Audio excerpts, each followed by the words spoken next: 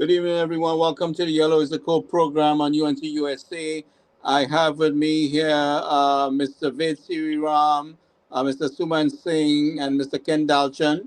And tonight we're going to be discussing TNT financial situation and also the recent visit of the IMF to Trinidad and Tobago, where some people are trying to spin that visit into something else. And I noticed they was trying to say like TNT government, our UNC government was going to apply for assistance from the IMF, was really just a visit and an audit, basically, which is the norm for a lot of countries. What I saw happening. So, Mr. Siriam, we will start off with you and give us a little rundown on that evaluation by the IMF and how you see TNT is heading. Because according to the IMF, what I'm seeing here is that there was a good review on TNT from taking government into May, and the IMF is showing that there is progress in the works. So you can let us give us a little insight on your perspective.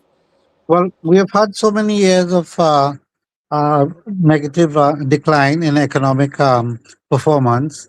I think to stabilize this economy within a few months is it would have been a miracle. So I think the not just the IMF but the rating agencies has not lifted the negative uh, projections for Trinidad. So we are still in a precarious position, but there's nothing unusual given the in what the government has inherited. So I think there were some very positive statements with regards to the government itself, and the things they're doing to increase revenues. They also at the same time will have to take the bull by the horns and deal with the expenditure side of things. And what is also required, I think this is where the IMF and they would be looking at very carefully, is what decisions the government is taking to bring things back in balance. So I think we have a current account surplus, which is good. That's a good start. The question now arises, and I've made this point on many occasions, that the government has to look at the expenditure patterns, given that there's very little they can do with regards to revenues except taxing more. And taxing more obviously is going to bring additional pain to society. That is unavoidable. Put it this way: we are in such a they have inherited such a weak economy that ultimately pain to the general public would be necessary. Is a question of how do we share that pain going forward, consolidate, and then grow again. So those are the challenges the government will be facing. So I think any negative comments with regards to government performance so far would be sort of premature and maybe unfair. Much, I mean, a little bit, yeah. Yeah, so I'll jump in there now. All right. With totally agreeing with you, and I see some positives coming out of this report. I mean, the ranking agencies, Standard and Poor and Moody's and what have you, they take a lot from the IMF, if you understand what they do. Yes, yes. So, in that way, given the general IMF report, which has been, in my opinion, favorable, not as bad as I thought, right? To get that international write-up on the IMF, I think pretty soon we may see some upward positive, assessment of or reassessment by these lending agencies. And I think that will be a positive for us, especially our credit rating and so on and so on and what have you.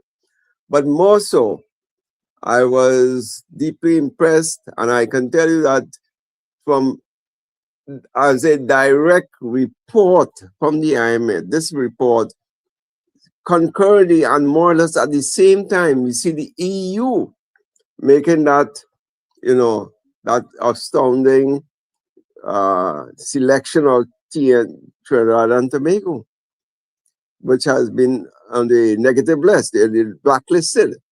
Yes. See them coming to the forefront. So apparently they are reading the IMF report as well. And that is what gives me the impression that some of these ranking agencies will do the same and upgrade our credit rating. So I see that as a positive. Whether it pans up that way or not, let's hope it does. It looks encouraging. But the government, the government is already showing sign of progress, and that's what the IMF seemed to recognize. Yes. And well, the PNM press was trying to spin something in another direction and Yeah. say, yeah. But you And know, anyway, but I just wanted us to kind of educate the listening audience of what is really taking place here. they try to frighten the population. Like when the UNC comes, they be forced to devalue, and there's creating a sort of panic among both investors, business, holders of foreign exchange and so on. They created that panic, and they usually tend to do that, eh? And 9 out of 10 times they're all wrong, and nobody takes them on after that. So if one looks at the headline act from the recent report, it says Trinidad and Tobago's economy is gradually recovering. And that's what the metrics, the various metrics that they analyze. That And is, from since May, you yeah, see but change of course. that is that guy. The metrics are slightly improving, right? But they say it's recovering to pre-pandemic levels against persistent headwinds. Well, Yes. if I may add, um, we recently raised the $1 billion bond in the U.S. market, and that was oversubscribed, which is a good sign, 2.5 and times. Yeah. and a bad sign, if I may add, because I think the interest rate was a bit too high. That's why it's oversubscribed. But the point I wish to make is that Trinidad still has a good standing in the international market. That's Yeah. one. Yeah. The second point, and this is so crucial, that the international, all the countries, except perhaps maybe India on one or two others, are on the growth path. All the other countries, they are saying growth is either negative or even or basically Stagnant. marginally stagnant. Yeah. So I think we're in a good position. Um, but like I said, we need to consolidate and start growing in specific areas that that requires a restructuring of the economy. So I think that is the challenge going forward. And I think I was very glad that something is going to happen with the refinery, because there are many benefits to the country and to the government and the people if the refinery is started. And if the government of India or a company in India is willing to come and do the audit, I think that is a major step going forward, because the government cannot really sell, they cannot sell enterprise without some kind of audit and a state of affairs of the refinery. And up till now, nobody knows that, because they shut down since 2019. Until now, that's what, 2018. So Yeah. that's 7 6 7 years. So nobody will make a bid unless they know the state of the refinery. And I think that step has to be done, and it's usually done by the vendor who does that study and make all the studies, all the books, and all the reports and so on available to potential buyers. Now, really, if I may just add a little to that, So the projected company is Indian Oil. Indian Oil owns 10 other refineries in India. yes, The Indian Oil is noted. And I think, and I strongly would like to see that they scrap the entire plant, because India is very good at rebuilding these things. Take it back to India, do what they have to do, but in the meantime, furnish us a brand new refinery. because refinery is for 50, 60, 70 years. Huh? They're not looking for no short-term quick fix, because to shut down a refinery again to do repairs and so on, it's like having a used car now. You don't Yeah, want to show, you don't want except so to. much. Uh, Um, my understanding, there have been a lot of investments in the refinery over the years. So you remember these things, they're different section within the plant which refinery are good, process. which So are some, good. You're right. yes, But you yes. see, India is noted for bringing back these things because they have the expertise and the local labor force who can do these things for us. So we can sell it at a salvage value to them, of course. But at the end, I will really prefer to see that we get a new refinery.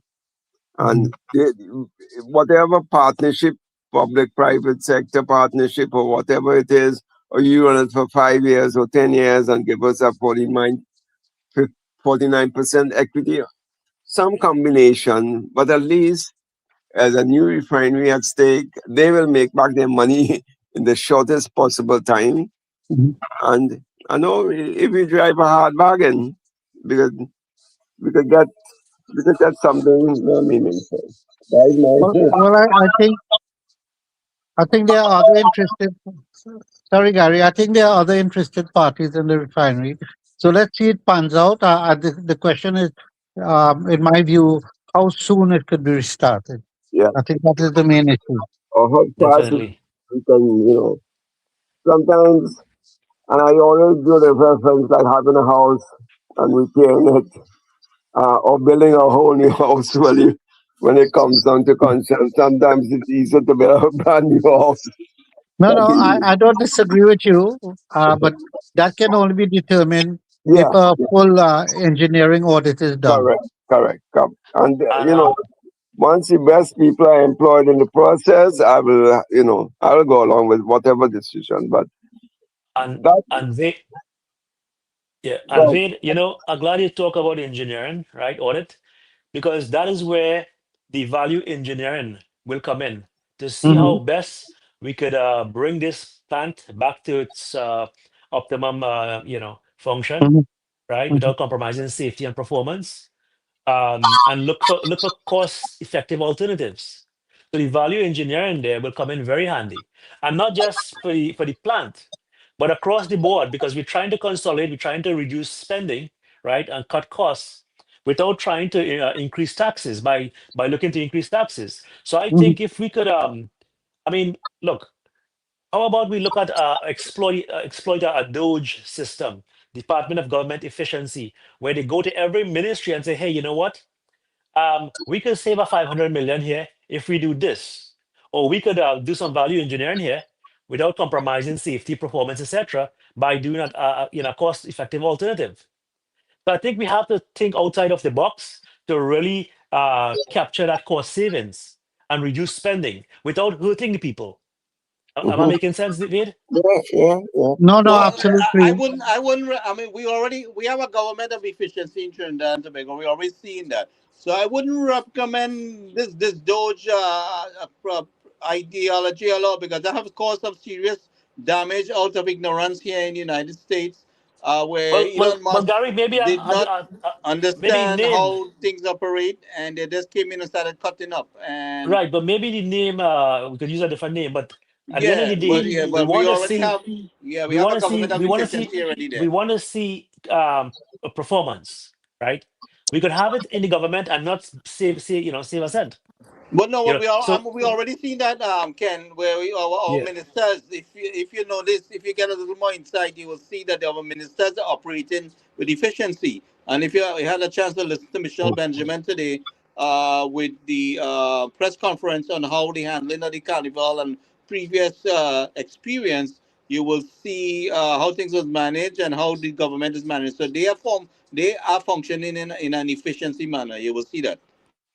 no, definitely the carnival is a big success, and I think we'll get to that at some point. But Yeah, what I'm saying in terms of I, all projects, we could look at value engineering, right? It's something I don't think we really exploit a whole lot, because there are alternatives that we can cost-effective alternatives, and it could result in a lot of cost savings. Right. And that being said and done, I think one of the more important recommendations was the either the restructuring or the establishment of a sound data collection system through the CSO. And that's a good starting point because simple things like for Carnival, for example, we still don't know how much money was generated from the Carnival. We can only see visually, empirical evidence will show that, yeah, but a lot of people bought it. But do we know in actual dollars and cents how much? You see, in accounting, there's something called in tourism, actually, it's tourism satellite accounting. And only by doing that which is very linked to the economy per se, you can tell the impact of an event within 48 hours after the event has been completed. For example, in Miami, boat show ended on the 15th. On the 16th, you were able to tell that, you know what?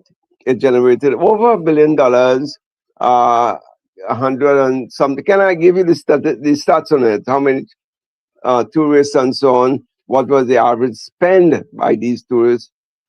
So you have quantitative data to substantiate not the empirical evidence that, yeah, boy, I see a lot of people, but we have evidence to show, yes, government put out 140 million, we got a 500 million in return.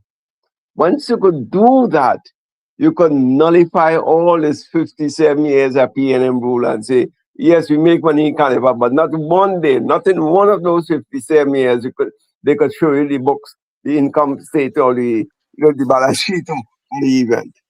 Not one. So will show how the UNC is creating a new change. Yeah. Yeah. Samad, I think you hit the Yeah. nail on the head there. The UNC will want to Hold for a show. second there, gentlemen. I see Dr. Ashram Maharaj, and I did see is Nadia. Are you in? Like I saw Nadia trying to come in there. Nadia, Councillor Nadia Khan Mohammed. I saw her an attempt for her. I don't know what happened to her attempt. All right, go ahead, gentlemen. Yeah, Yeah, so Samad. I the kudos to go to the government, the UIC, for taking this initiative. If only they can have backed this up with data, hard data to show yes, the the output, which means the amount lent to the amount of money put out for Carnival, we got 3 times more as a return. Simple thing. Gentlemen, just hold for a second. I want to welcome our councillor here, Nadia Khan Mohammed. She's councillor for Claxton Bay. Nadia, you want to say hello real quick? I know you had some things to do. Nadia, you hearing me? I'm not sure if she's hearing me at this point. Nadia, unmute your mic if you are in there so you can say your greetings to our people on the platform here. Continue, gentlemen, until she gets her mic going. Yes, so that is my point, Ken, to say that this is the way the new year is functioning. And that is One, a excellent point, Samad, because we need to have a data-driven. We need to adopt a data-driven approach, right, across the board. And I mean, look, now we're getting data in real time, right? No one should have to wait a year, 2 years to get simple data, so right? We have I'm hoping, systems, yeah, we have the I'm hoping, technology. Ken, that this recommendation that the IMF is making that we need to set up this CSO to bring forth new real-time data for decision making. There's a strong echo in the back. I don't know where it's coming from. Yes. Hi, good night. Good night, Yeah, good Nadira. night. Good night. Good night. Hi, good night. I'm not sure what's going on with the audio. I could hardly hear you. Are you all hearing me? Loud and clear. Oh, I Yes. just wanted to say thank you and good night. Thank you for having me on your show tonight. I mean, it is long overdue, and I want to say Ramadan Mubarak to the Muslim community out there. From myself, from my electoral district, and my family. I mean, this is an auspicious occasion, both for the Muslim community as well as the Christian, because they are celebrating Lenten season as well. So I just want to say happy Lenten and Ramadan Mubarak. Thank you, Th- Nadia. And Nadia, Ken is a civil engineer that's working with us with a lot of flood mitigation technology. So I want to introduce yeah, him later on, where he will be back in TNT, and I want him to meet with you. I also will be having him meet with Ryan Rampersad and others like Excellent. the various ministers. So Hmm. as soon as Ken gets back into Trinidad, I would like to have him meet with yeah. you. Of So course. at another day when you have some time, you could come back, and if you have a couple of minutes, you could give us a little introduction of what's taking place in your constituency. If you have a minute for that, or we can bring you back one. Yeah, so Well, Gary, right now we just finished with the carnival, or should I say the carnival season, as you call it. And I want to commend the Minister of Local Government for she has created an open space program. So this time for the carnival season, um, people were able to enjoy it in a clean space where we had persons cleaning up during the session, during the various whatever was taking place and whatnot. So after Carnival, I must say you'd never know that we just had a really exciting period. It was really clean, and the space was put back together just as how even better than how it was. It was a form of to create employment as well for persons out there. I mean, now is a hard time for all of us out there, and every little helps. So I want to applaud Minister of Local Government, the Honorable Khadija Amin, and our Prime Minister for this initiative. Thank you, wonderful, wonderful. Nadia. And whenever you have time, we would like to have you back so we can do a little more with you. Yeah, Gentlemen, you want to definitely. say anything quick to Nadia before she go, Well, because she had a hectic day? I want to get a quick note in, Nadia. I've been to Claxon Bay down by Soledad Street down there, and they have Yes, a serious flooding problem I was investigating. So maybe we'll talk that is about by that. Wellfab. Are you speaking of by Wellfab, Soledad Lower, Soledad West? Yes, yes, yes, definitely. So That yes, is it. we do I know of it. I think the problem there is the crossing. The crossing is too narrow to accommodate the flow the or the crossing, amount and of water. you also have a tidal influence at a certain point past the Yes. crossing. Claxon So Bay is I say below sea level. So from the time it rains and the tide is high, it's a problem with the outflow of water. well, So water good backs up. news, good news. I have a design to address the high tide, the tidal influence. But again, we will talk about that when we meet, and we'll do a site visit, and we'll Excellent. find some solutions there. But we have Of solutions course. available, Of and course. I look forward. I look forward to I look it. forward to that also. But again, you're always welcome, as Gary said, and I'm always here. We have a well-seasoned team here, so feel free to Thank tell you. to bring forward any Thank you, problem. gentlemen. Thank you, Gary, again for having me. And I look forward to coming back again for your Thank you, program. sister. Thank you very much for taking the time to join us. Anytime. Take care. You all have a good night. And Okay, let good the Thank you. rest of Good the night. night. counselors know we're looking forward to having them. Excellent. Thank you. Right. So go ahead, gentlemen. All right, if I may just continue a little bit. I don't really talk. You know, Sumant, your mic is getting very muzzled. if I if I may continue, talk, I'm really? still getting a very kind of, yeah. Dr. Maharaj, you want to jump in there for a little bit until Sumant comes in? I think he's talking about the carnival, is it? And the carnival and the efficiency. He's looking. I think he talked about it online sometime before. He's mentioning that the model of carnival should be a break even profit and loss carnival. And that, in other words, he's seeing as an opportunity to make at least break even or make some money. And this is not the way they view Carnival in Trinidad. They see this as a cost item, an overhead, and almost everything. And therefore, the cost benefit analysis in dollars and cents is never. I don't think it's really considered. I don't think any one of them, anybody did it because they thought this is the time to have some fun, and they give you all kind of round numbers about how much tourists came here and what they were. So but this is a cost item and must be treated as such. However, whatever you can get to go back into the coffers should never be lost. So I agree with them in many respects, cost benefit, and what are you getting for your buck, bang for your buck. That modeling or profit modeling is pretty good, but in government services and culture, these people are not prepared for these kinds of things. So while it makes a lot of sense in the financial world, it doesn't make a lot of sense in terms of the settings of Trinidad and Tobago. I know some of you like to make changes, but that's a change you have to tread very cautiously because the cards are stacked against you. Go ahead, Suman. All right. I agree with you to a point, Doc. But it's a new government in place now. You have to dictate and set the standards. For 57 years and you could never see any. We had a good carnival, man, with bumper carnival. But where did the profits went to? A lot of bubbles, non-accountability, no invoices. What have you? That was the order of the day.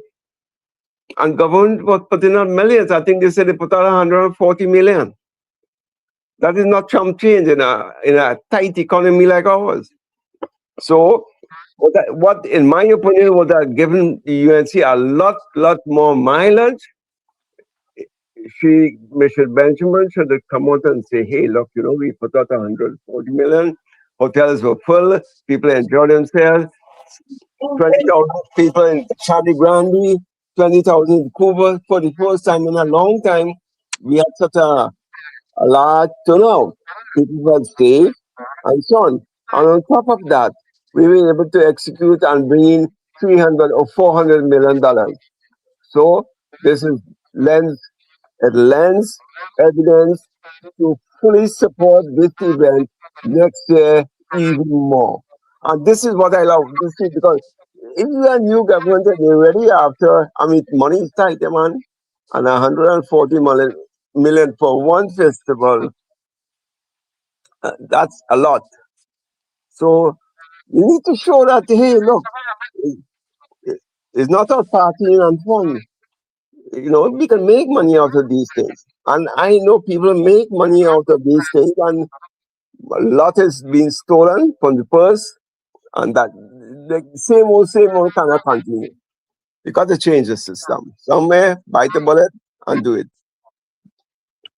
Someone, if I may add, I remember a few years back, they were spending over 400 million. So if they're down to 140, and if those are real figures, I think they should be congratulated for it. But what is missing is that, and this is where economists and so on need what you call policy planners and so on have to come in and agree on a formula for measuring all these things. And I haven't, in the absence of that, then we are really discussing without focus or without a formula, and we really at the end of the day don't know what we are doing.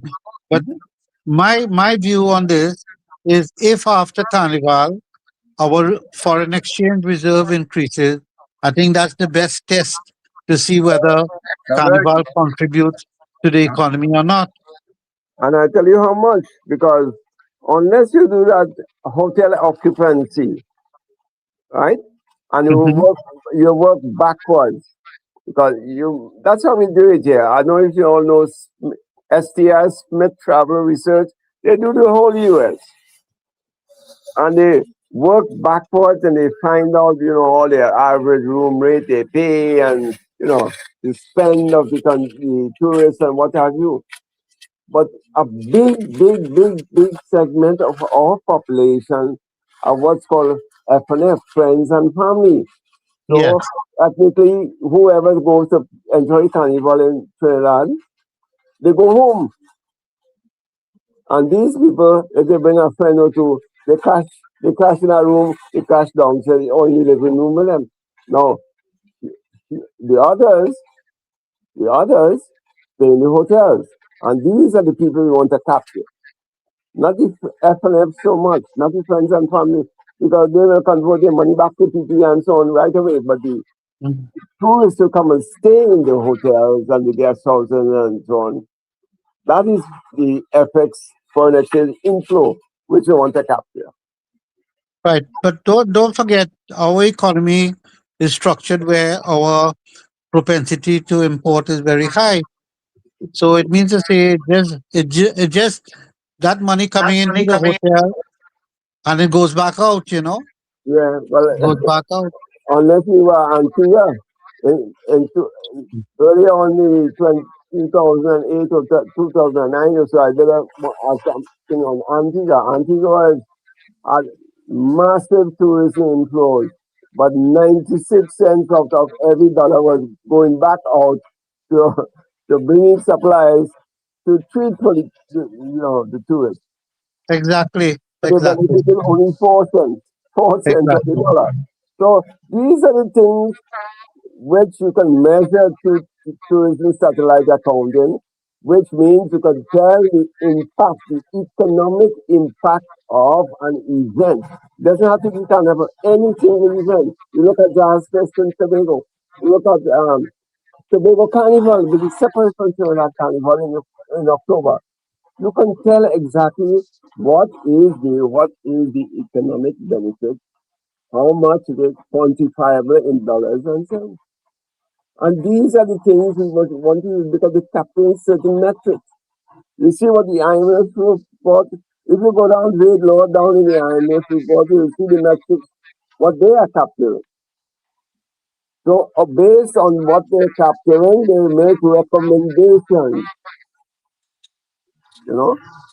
So it has to be done this way sometime. You just can't treat it as a cost center and leave it like that. Then forever there'll be no accountability in any kind of events happening in Trinidad.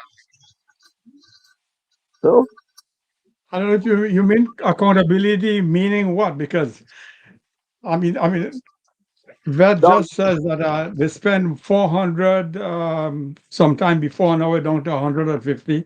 So he says that's progress. So the progress really is because the previous administration never account for anything. If you read that report that the Auditor General presented last year or this year, you could see a lot of expenditures went through, but it was never recorded. There was nothing to show for it. There's no paper trail. The government at that time spent money as though the private bank account, and even then, you have to account for your own private bank account, but they account to nobody. They were just spending money, and we did no invoice to show the money just going through, but no accountability. so that's how maybe we ended up in this state. That is exactly right. how we ended up in this state. So maybe as Ved mentioned, 150 is the right non-thievery amount. When you add the thievery amount, it becomes 400. This is what I'm saving for the rest is mobile. This is the rest is going into people's pockets, and that is state funds. So should not be accounted for. We can't have the same old going on like that. This is what they're trying to avoid. The UNC running the country exactly how PNM running. Yeah. So the benchmark then is 150. If you take back from this year, it seems so is that's close enough. But if he had made a profit, that's what I'm saying. See that there was no revenue aspect, they didn't quantify the revenue. All they're saying is empirically, yes, we had a lot of people, and there was a lot of people, no doubt there was a lot of people. But how much did that contribute to Forex? How much was the revenue side of things?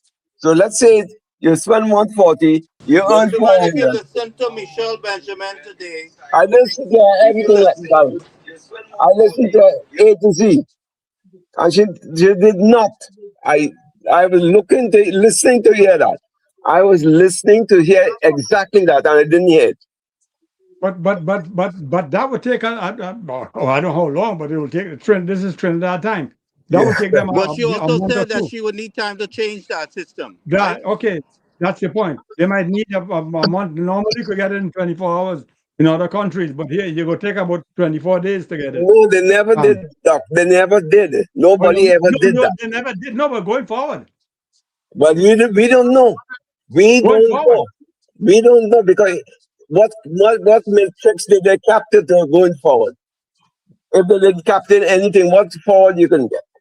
Just Well, the same as they go file thing. They go file the hotel will file their profit and loss statement. That could be found. The different in different industries but on the financial year, the financial year December 31st to 2026. So when are you going to get them that information? So yeah, by the end of the month, remember, sometime next month. End of the year. She did ask for a Well, maybe month the to give five. her No, we can't wait so a long. chance That's too to long. give all This that is what information. I'm telling you. This is exactly. I went through that, Doc. I went through that process with them. They don't give you the information.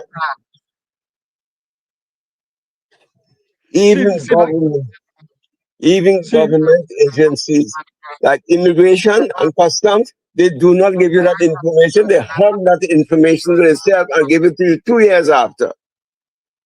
So well, you don't that's the know. I case. understand all that structure we have to fix, but what I'm saying to you, as far as Right. how the money was spent under the Ministry of Culture, she would need some time to give you that information. But there will be That's okay. future plans. There will be future plans to restructure things, We're not right? concerned about the money she gave. We're not concerned about that. We're concerned with the money it generated. That is the point. How much? You have a little product. You sell something. You All want to know right. the profit you So make. what I'm That saying is to what you, we could make based on. Let's wait and see what was done, and we will compile information, and then make some recommendation to her directly.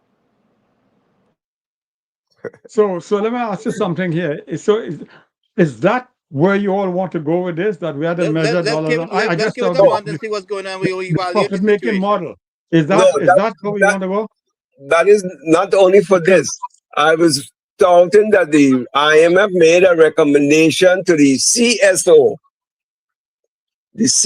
to get some real-time data so that their planning strategies and policies and so on can be around that. Do we have the structure in place to gather that information? I don't know. You you would have to look into that. CSO falls on the Ministry of Finance. Let them get the act together.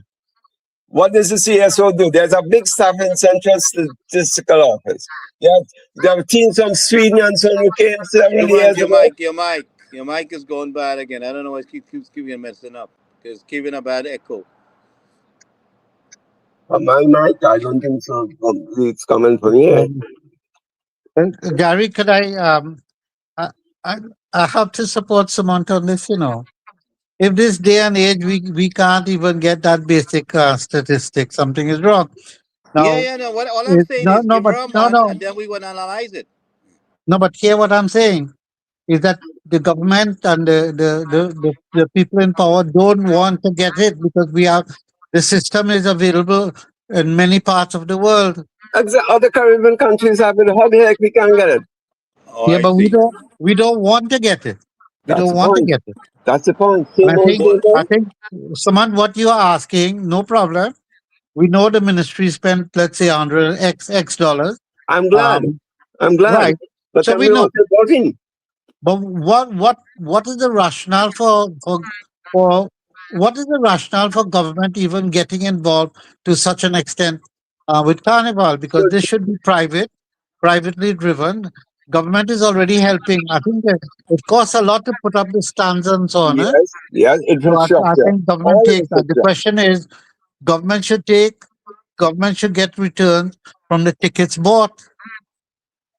But also That's good. privatizing this is show business, and it could have a lot bigger return if it is privatized for those who are holding the event. That is Mr. Gary, correct.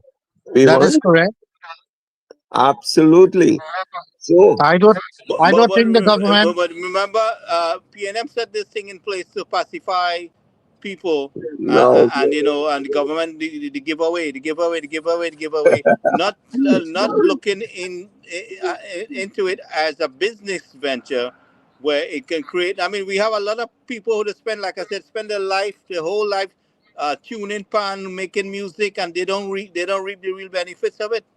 but somebody has to pocket the So money. That's the thing. you restructure this thing where it benefits those who are investing their time in a Nice. business way, they will never get the best return, I like to and the see that. country That's would gonna, always be giving money towards it.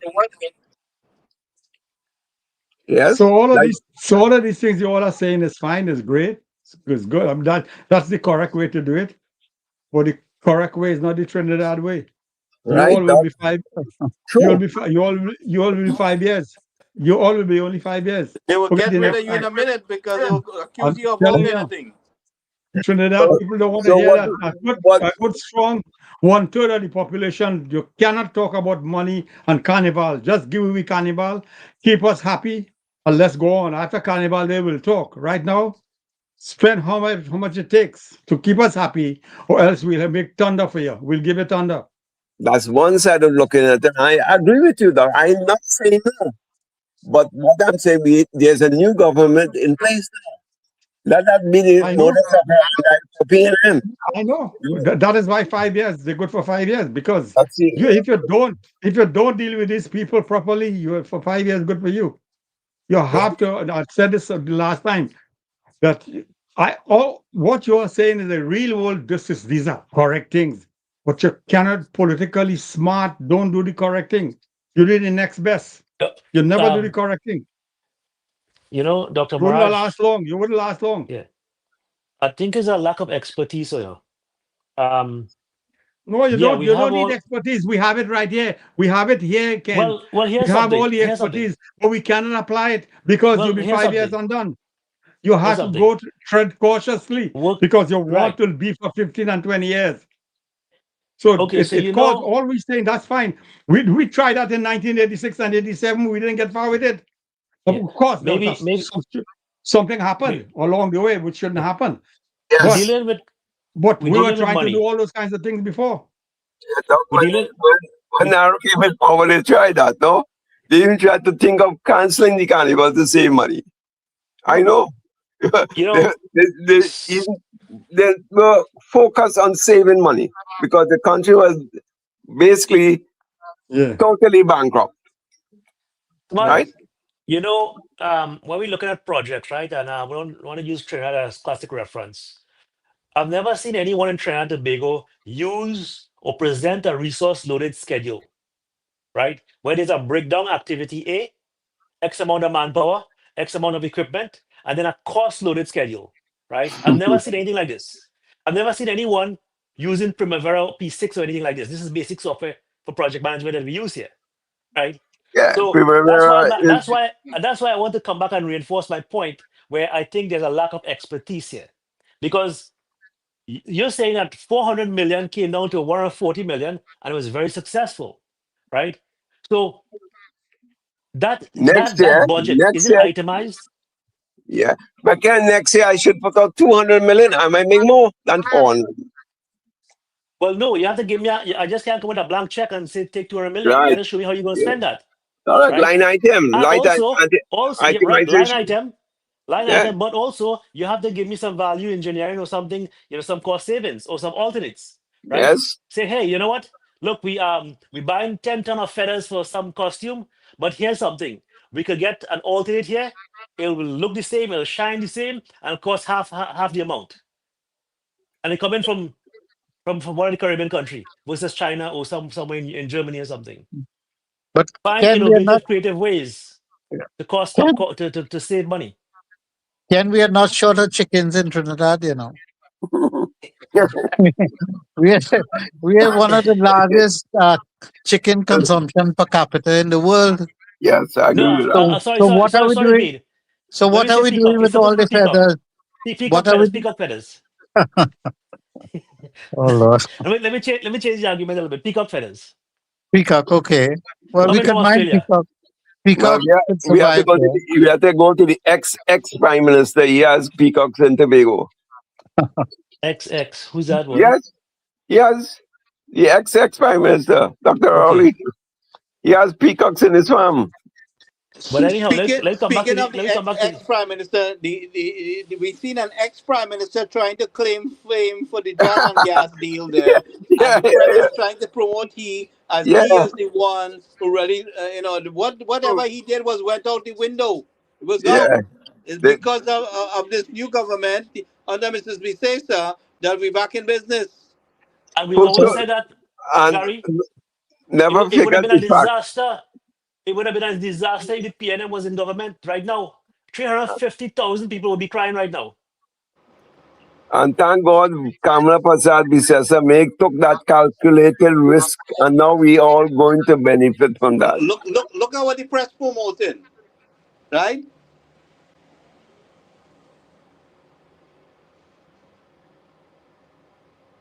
Yeah, sure. Gary, you're going to put up something there? Yeah, right there. Yeah. Modula there. Yeah. But look who's there. Look who is there, right? They Yeah. put a, Look they have a who is man. there. He's supposed to be in an orange suit. That guy Not, had the wrong not suit on. He's Dr. supposed to be in an orange Munilal, suit. not Dr. Munilal, right? Look who is there. That's the press. That's Trinidad PNM press. That's what we have to keep at it. I'm sorry, But Gary, what was the date of that, Gary? was I think that was most recent. Again, they reposted it. They're Then, trying to take the credit for this thing happening. That's what they're trying to do. That Seattle was responsible for this dragon gas still coming the way it is. But they wouldn't say that because of the calculated risk that the PM took, and by supporting Trump, that is the key that has made this thing happen. Trump Exactly. kicked Key and Dr. Rowley out. It's only under the new relationship here between Mrs. Bisesa and the Trump administration that really kind of regenerated things and bring us back into Correct. the game. And we took And it we flat have to for the give rest of the credit Caribbean. where credit is deserved, We right? We took have them. to give credit where credit is deserved because look at that. Again, 350,000 of our citizens would have been holding their head and bawling right now if the PNM was in government, right? That's So one. here's the man you should be talking about here, right? The press should Yep. have been promoting this man, right? And his efforts traveling to India, traveling to Guyana. He's on his way to Suriname. Thankfully, he was able to join us last night on the program and give us a little update. Yep. But yeah, Nice. coming back to that, Sumad, we I mentioned it today. I think on the chat or something to that effect. Thank God the PNM is not in government because this would have been a disaster, right? For many Yeah. reasons. For many Well, reasons. while we have Vade here, I wanted Vade a little input on this article here with 4 citizens lowering the credit card limit. Vade, if you have a minute, then you could give us a little Well, insight on that. Well, this is quite interesting because I didn't see the latest financials, but in 2024 they had a surplus of US dollars of over 1.2 billion US dollars. So I don't know why, as if they're trying to show that look, they're running out of US dollars, and that is why I told the government, I advised the government, I said just instruct your bank, FCB Bank, to liquidate their surplus US dollars and bring it into the system. So I don't see why whether First Citizen is trying to give the impression that they're running out of US dollars. Yeah, That's I not correct. get a note here in Miami to state that beyond March the 8th, I had to watch my expenditure. I mean, I banked at FCB 20 something years, and to tell me now traveling, well, 22,000, I think is the limit now for spending per month. Well, And, well, and you know, You know, It should. that's a good deal. I don't know what people are grumbling about because that's a good Really? deal. You still have 2,000 a month for an individual, and if you're a business, you have what, 5,000? So all you have to do is to transfer your account, move from individual to business, you'll get more. And a lot of people in Trinidad have not separated the business account from the individual personal account. So what they could do is to go into the business, whatever business they're buying and selling, whatever they're doing, and you get the 5,000 that way. I mean, don't cheat, but you No, know, no, really, but but no. you can't be But grumbling because most of them wanted to buy costume for carnival. We don't wanted to buy some whiskey and you know whatever. And I'm a few of them have legitimate I understand all of that, but you know this the truth about it is this is a good thing because you have to realize you're dealing with a difficult situation. The situation is you don't have foreign exchange.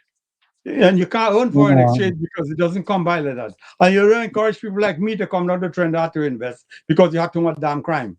So you take your consequences. All of these things come around. You gotta stand by what you plant the seed that you reap the seed that you sow.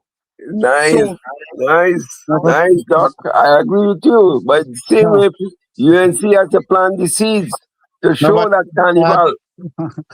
yeah, but Suman, Dr. Maraj, I think we're missing a point. Yeah. yes, With regards to FCB, if you look at Scotiabank's balance sheet, which I looked at a few months ago when I wrote the article, Scotiabank had even US dollar assets, US dollar liabilities. They had no Good. surpluses, none. right. They were not hoarding. In other words, they were using all the US dollars they had for trading and for facilitating trade.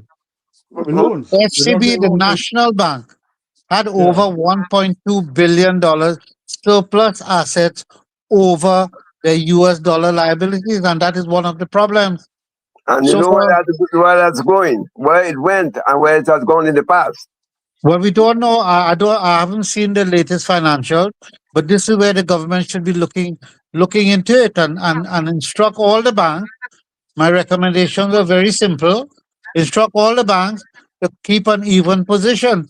If Scotiabank can do it and facilitate the service of the clientele for US dollars, why is the FCB hoarding so much money? The other banks also had a surplus over their US dollar liabilities. Hmm. Are they using it as a reserve, a part of the reserve? No. No, they're hoarding. No, no, Doc. They're That's hoarding. There's no what let me. reserve. What reserve you're hoarding? But That means listen, to say you're buying. Reserve is hoarding because you have to keep a certain level in the account. But if No, that you is don't. You considered, don't have to. No, I beg no, you. I beg to differ. You don't have to, and that's why I ninety. made the point. That's why I Mhm. made the point. Scotiabank is able to facilitate all its transactions with its clientele by keeping an even position. No, wait. I have a different perspective. I think they were holding on the expectation when the PNM was there that they knew how bad the economy was, and So, when the new government comes on stream, they will be forced to devalue, so they will be getting a windfall of this foreign no, no. exchange holding with they were So, holding. man, there are two reasons. You are correct. One is devaluation, and secondly is easy money because you're paying US for TT Yeah, dollar deposit less correct. than 1%, and you're investing it in US treasuries and so on at 5%. That's easy money. Now, Easy money. when you invest in government securities, you do not require capital.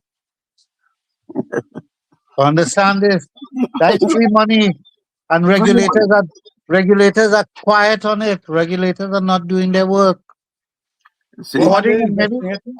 Are they investing it in foreign assets? No. yes, But they have to record it. They have to show. They have to show it on the books. it's Yes, they showing will on the show it. books. They will show it, They, Doc. they're brazen. If my regulators are not looking at it, and nobody in the country except Mr. Ved Sriram making a noise, who cares? Mhm. So I No. become the Wait, I black sheep, remember but that's we all had right. some earlier discussion on this for citizen hoarding that you had wrote an article, right? Yeah, And yes, Yes. yes, right, yes. and I think so you need to elaborate a little bit on that, like like how you had discussed before with us.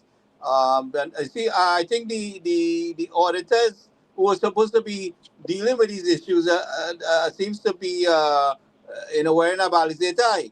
That's looking the other way, Gary. They're looking the other way. Because They're where's the looking, banking yeah. regulator and so on? Where these fellas who get all this big set of money, what the heck are they doing? Are they working for their money? Are So, they? let me clarify this now because I think I want to get on the vet again because Yeah, please. so you using the term hoarding. There has to be a borderline between non-hoarding and hoarding. What is the right amount they should hold? Do you have any idea, or does it inform? Yes, Is there anything? there's a logic behind it. There's a logic Right. behind it, and you have asked the right question. You have asked the right question, and the question is how much excess surplus U.S. dollars the banks must hold to facilitate this trade and the demand by clientele. Right. So I am making now an approach to answer that question, and I looked at the other banks, and Scotiabank is able to meet their normal trade commitment by keeping an even position, meaning to say the US dollar liability assets is not more than the US dollar liability. They have an even position. So therefore, in terms of treasury management, you have an even book. But how come now? Look at the implications for this, $1.2 billion is equivalent to our imports of food for the whole year. $1.2 billion is equivalent for the imports of everything that we import for 1 month. It is held by one bank. Now, when you go by that bank or any other bank who's hoarding and ask them for US dollars, they say they don't have. They are lying to the population, and the regulators are doing nothing about it. Now, in many countries, because we import everything, dal, rice, everything we import, people who are hoarding food, there's legislation against that. When you hoard US dollars in Trinidad, you are effectively hoarding food, machinery, spare parts, and everything. There's a serious issue there. But let me go further. Dr. Maharaj, understand this one. They are given a trading license. They are given a license by the central bank to trade in foreign currency, not to hoard in foreign currency. What is the meaning of trading? Trading means to say you buy and you sell, not to But I hoard. need an inventory. Of course you have your inventory, but you My don't inventory is ca- my you inven- don't my have your inventory inventory. is cash. My inventory is US dollars or Yes, you Japan, have your whatever. inventory, but you come back to your original question. How much inventory do you need to satisfy your obligations to your clientele?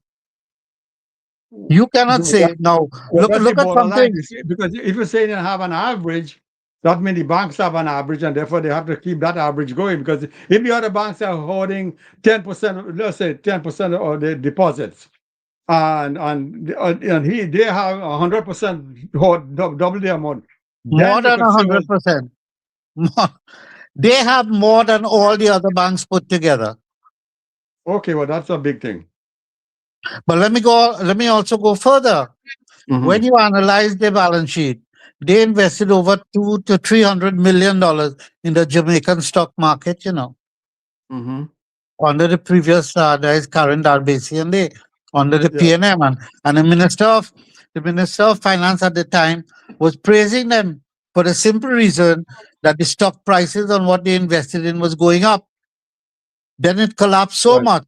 It collapsed so much that the SEC in Jamaica pulled that investment from the Jamaican stock market and pull it out as a private investment now. So you cannot. The point I'm making. Did they save in the Jamaica market in the foreign account, or they transferred it to Jamaican local currency? It You had don't to know. be right. You take hard currency from Trinidad market Right. and invest in it into a Jamaican currency investment. Jamaican currency, all right. So, Not a so, foreign. so Okay. look, I have been working in the bank for in the banking industry over 40 years. Mhm. You do not move currency from a hard currency to soft currency. Secondly, you do not take depositors' money and invest it in the stock market. You don't do it. You don't do it. When a commercial, you can look at an investment bank taking risk and managing all that currency risk and so on up to a certain point. And every time you do that risk, you work out your value at risk and you say, what percent of my capital I'm willing to put at risk? But a commercial bank, an ordinary commercial bank, do not make those investments. They don't. So our regulators are sleeping. They're sleeping on the job. They're That's what sleeping. I'm saying, man. That's what I'm But saying. is it the law? Is it the law that they should not, or there's no law, such a law yet? No. Or because they say the regulators that means the regulation No, is there, but no, it's not being applied. yeah, yeah, Dr. Maharaj, let me address that. There's no specific regulations addressing it. There's none. There's Oh. something known as prudential banking. Prudential banking. Mhm. So even if there's no law, do you meet certain prudential practices and prudential guidelines? And that is where again the regulators, and as someone mentioned, the auditors, they just close a blind eye to it. They close a blind eye. But we have to be more alert. We are not short of educated people in Trinidad. What we are short of is brave people to speak out. Brave Mhm. people to speak out. And these are technical matters. It's easy. You could imagine going to lecture to chickens on technical matters of treasury management. I'm making that as an example. That Yeah. people, it goes over their head. They don't understand. They don't understand value at risk, nothing. They don't understand gaps on your balance sheet, Right. Correct. liquidity gaps, interest rate gaps. They don't Mhm. understand basic things. But you are in charge of a large portfolio, billions of dollars. And if you put our treasurers, put all of them in one room and ask them how are they managing the treasury, they don't know. They're not applying up to date technique. They're not applying. And the regulators are no better off. They're no better off. So we are in problems there. And one of the problems as well was the Ministry of Finance over the years, where these are unscrupulous banks were feeding themselves at will. They were feeding themselves at will. So I hope the current ministry they buck up on these things. That they buck up. Yeah, because the most profitable companies in the Caribbean and in Trinidad, Caribbean too, are the banks generally Well, banks. Do you see their Um, quarterly income statements on these banks? no, Yeah. they're supposed to issue, I think, at least quarterly. Yeah, but do They publish it. you see the But in a amount short of form, money? Sumant is a short form. So here's my last point on all of this. So if there's a restriction, there's always restrictions on foreign exchange in Trinidad. It has never been only for a short period they had a free open foreign exchange market.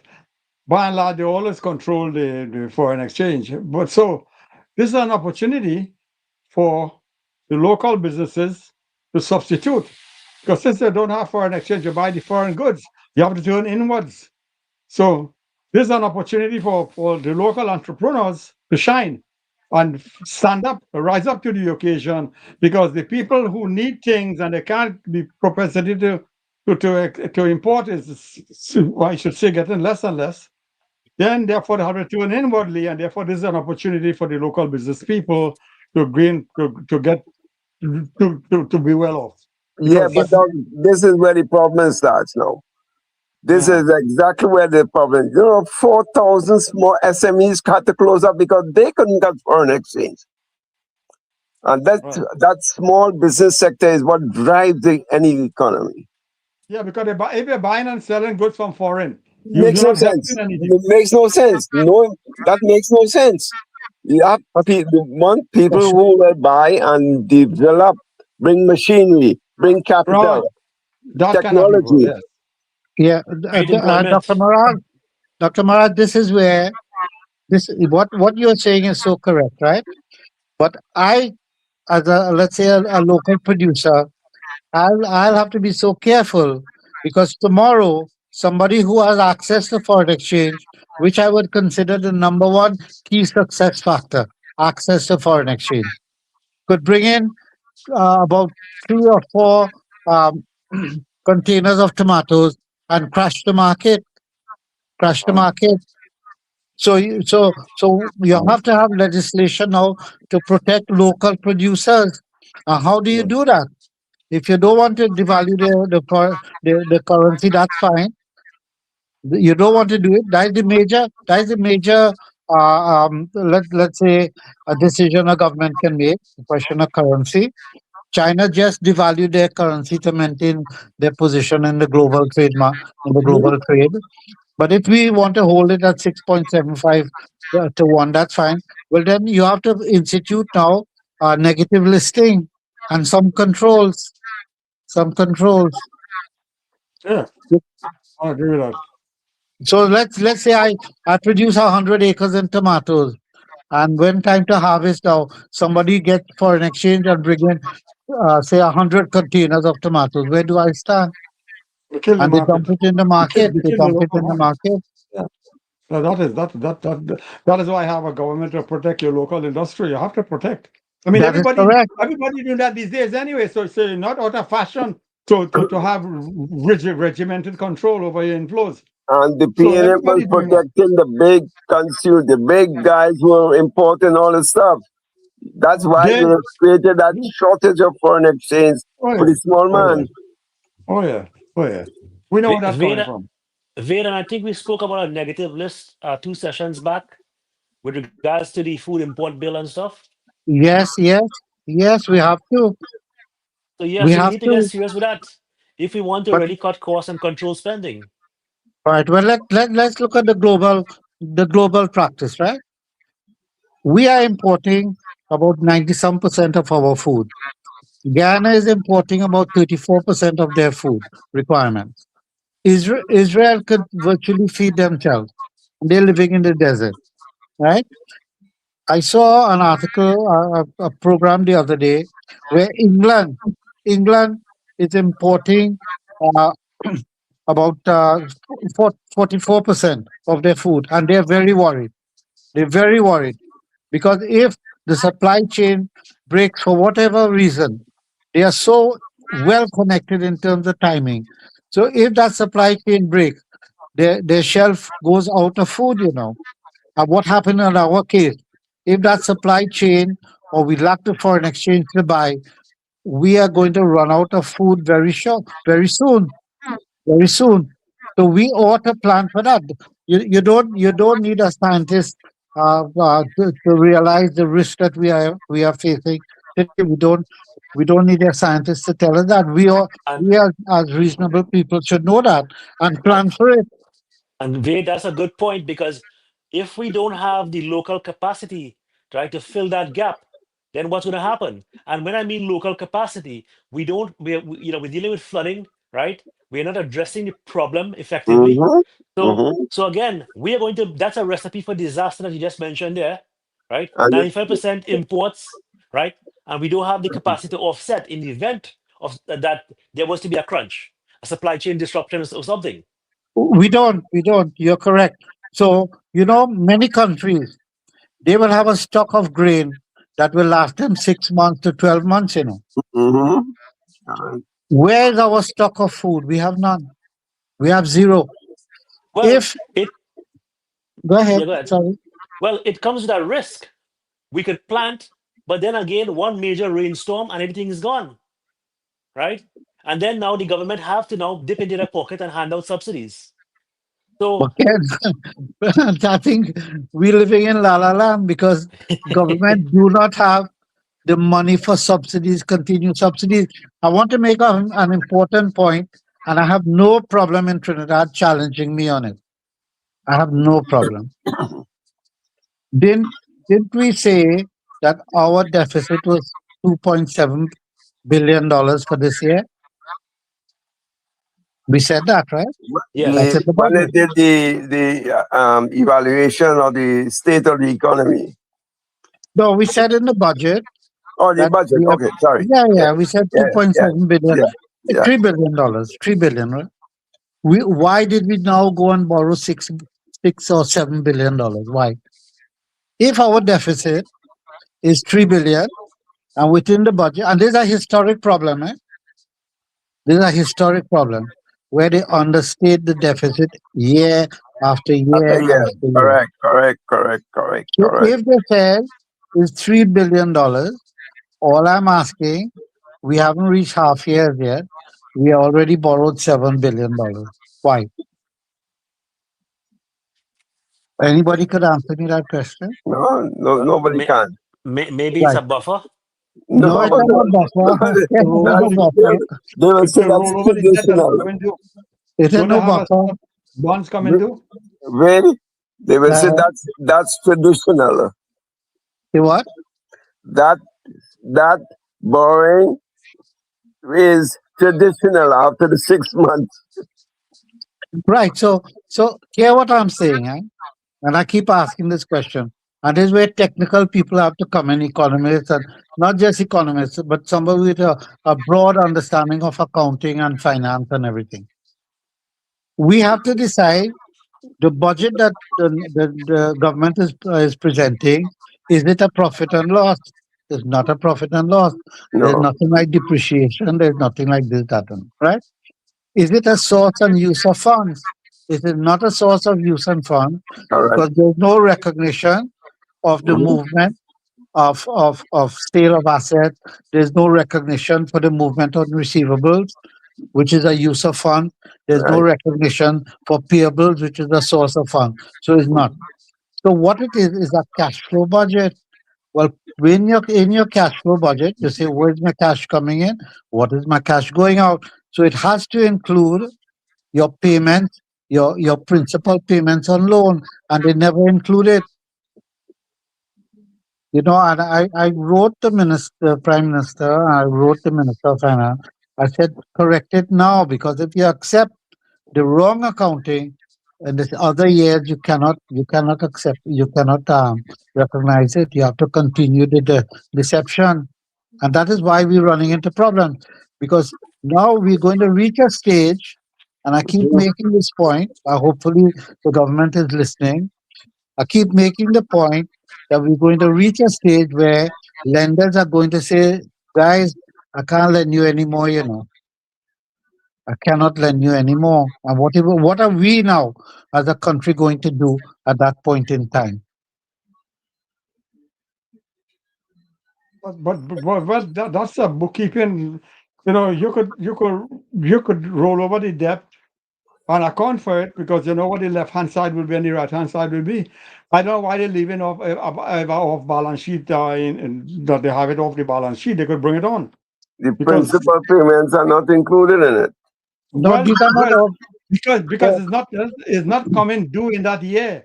If you have a long-term budget, they will show it, but a short-term budget, they wouldn't. A 12 months budget, they wouldn't. No, I mean, I don't know if no, it's legal or not.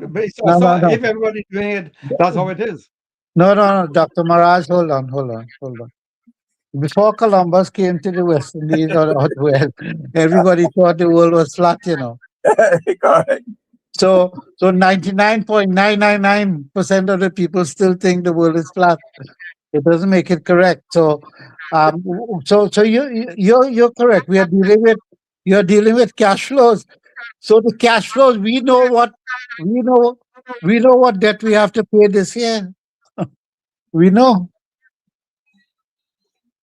So we have to account for it in our budget. But this is how they've been doing it for the past how many years, isn't it? Well, there's a chronic problem. So Yeah.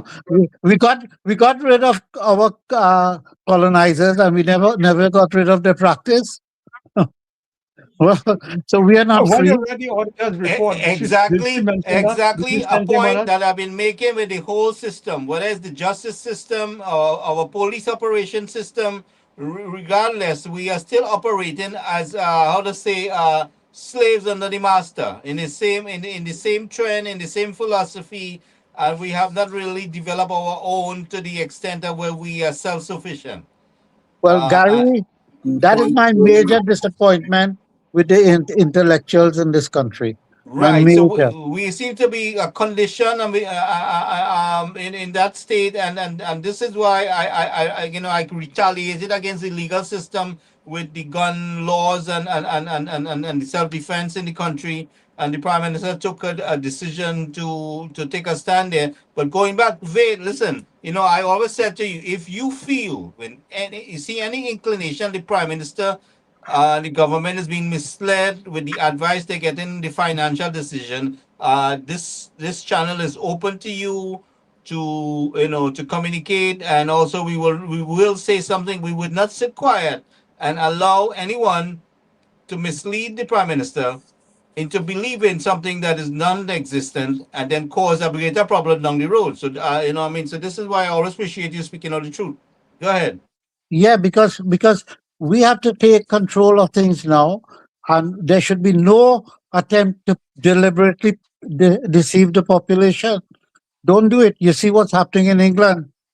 You see what's happening with the new guy coming on stream,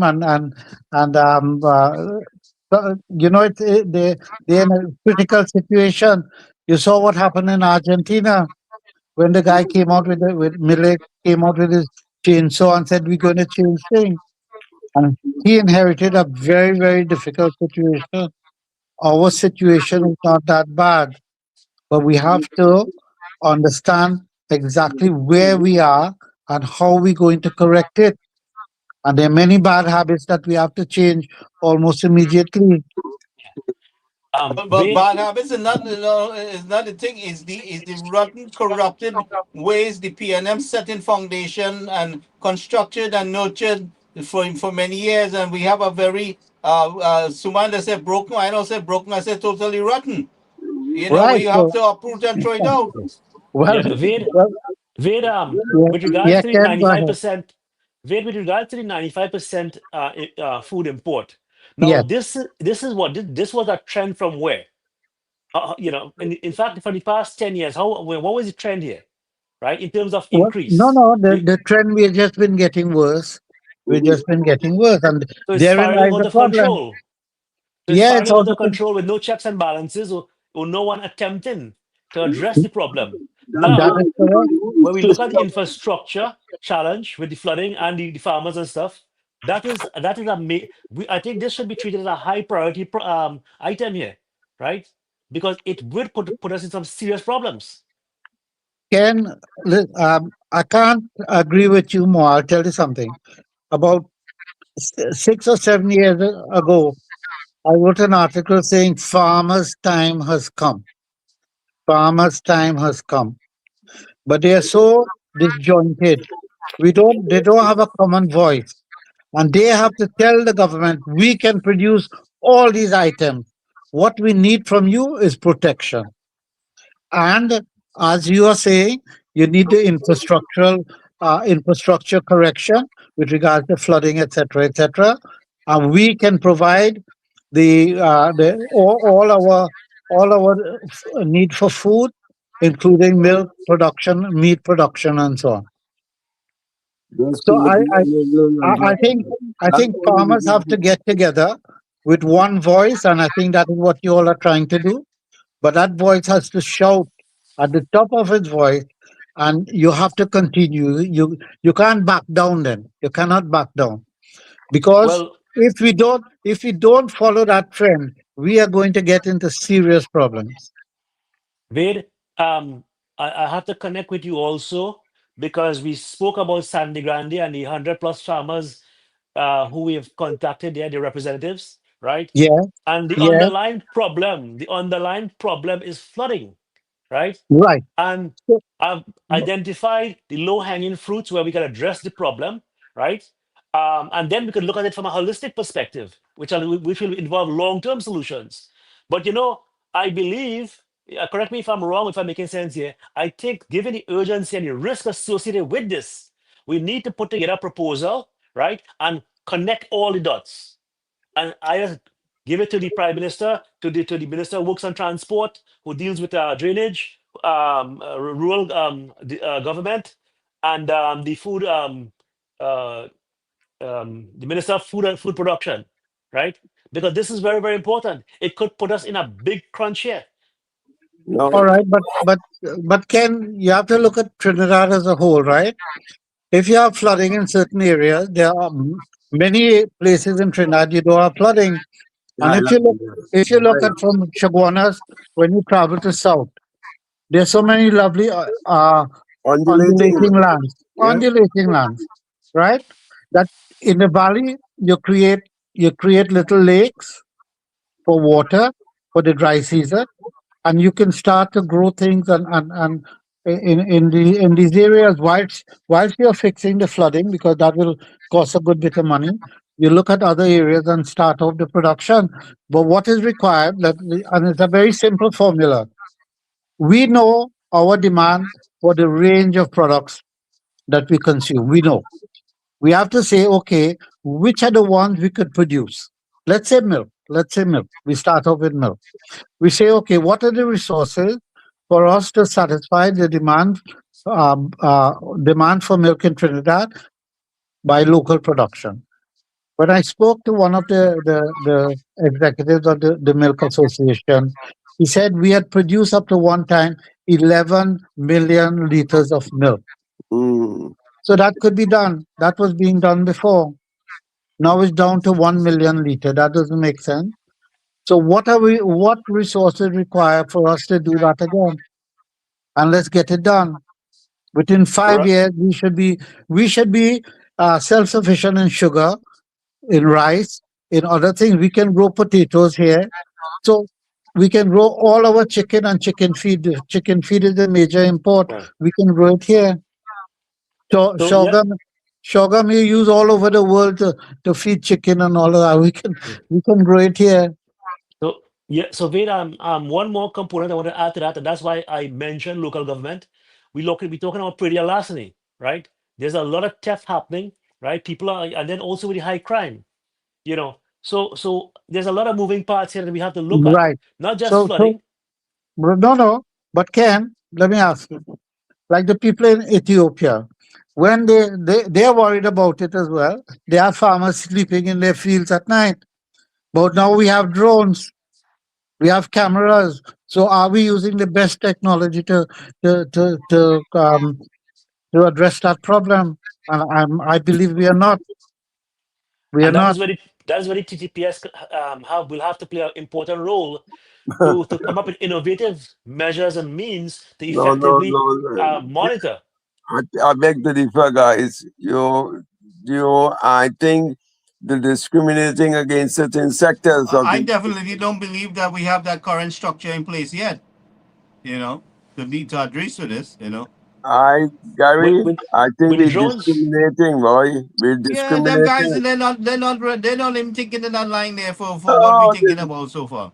You look at understand? the, see who are the farmers. As much as they want to pat themselves on the chest and puff up the Uh, chest, they ain't there for where we thinking. They are way underground on the level that we are you, thinking. And this, but you look know, at we Gary, what all using? We're not utilizing the simple, common sense I, strategy. You know, before we even get into technology. so there seems to be a disconnect, right? You know, if we're trying to solve a problem and it overlaps with different ministries, you have to have a body or No, no, something no, like a no, no. think tank. Not beside the disconnect. They know it all. You can't advise them. They know. They know. They don't need no advice. Well, we just identify a major problem here, right? no, And boy, can we identify that problem way back in May last year.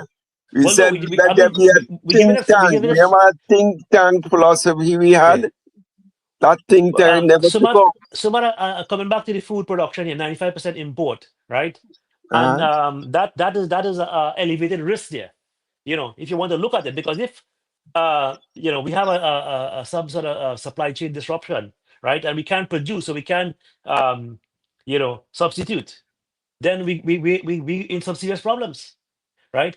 So we have to analyze this thing properly, right, and get all the stakeholders, right, all the different ministries to see how we can address this problem and reduce the risk. who is listening, my friend? Well, they Ken, say That, if you can't listen, well, you feel, you know. They say if you can't listen, you feel. So, Suman, that's what I'm saying. Hold on a second. Hold on a second. We will only start to feel when foreign exchange run out and government and cannot borrow any more money. Yes, That is the only correct. time we'll start to feel. Absolutely correct. But this is where I think we need to alert the government that we should not wait on those two critical points, because whatever foreign exchange we have, instead of buying Rolls Royce and Mercedes and Bugatti and all the most expensive vehicles, we Yeah, should be taking that money and investing it into local agriculture and recycling. Two important, two important. I would call them limbs for economic development. Absolutely. Absolutely, Wade. So then we need to also reestablish that a negative list, You must. that There should be must be part of protection. it. Yes, definitely. right? To be effective. If we don't do that, then it's just talk. We just make a noise here. Right. Have, So any, soon, have anybody been to the supermarket, any of the high-end supermarket in Trinidad, and see English cucumbers in the vegetable section? This fruit, um, this one that Dragon uh, fruit. dragon fruit, $103 for two dragon fruit, well, $103 for two dragon fruit, and that can go wild in Trinidad. Wild meaning literally wild in Trinidad. Our Suman, climate, yeah, people are growing them now. So I think, it's something like that. We can ask the growers of dragon fruit what resources they require to produce the X amount that we need, right? So and that's easy to and do some research. I saw it selling it in David for $6, $6 for one, $TT That is correct because instead of people are growing it. $106 in Massy for two. Well, well, ask, well, Tell ask me, Basi. Well, tell me. listen. Suman, this is where I'm saying we are not using our technology. That's Do we right. have do we have a trading desk for vegetables and for fruits in Trinidad? We don't have it, No way. and that can be done easily. And put that on a negative list. Yep. Put that on a negative list. English cucumbers. My God. No, we are overdoing it. Put it that way.